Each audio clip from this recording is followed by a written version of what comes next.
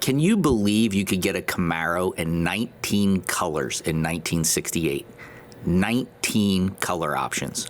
This convertible 1968 Chevrolet Camaro RS SS is a tribute to a very rare combination of options and looks beautiful in butternut yellow. The color is accented by chrome bumpers and badging, as well as the black bumblebee stripe, plus the hideaway headlights give the grille a beautiful appearance. It has 14-inch wheels, a Hurst shifter, dual exhaust, disc brakes all around for improved stopping power, as well as a spotless undercarriage.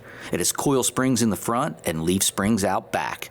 This top-down cruiser is powered by a 350 V8 with a Holley 4-barrel carburetor and a Muncie M20 4-speed manual transmission connected to a 10-bolt rear. See tons of pictures and get all the details at ClassicAutomall.com. If you're considering buying or selling a classic or collectible vehicle, check out Classic Auto Mall.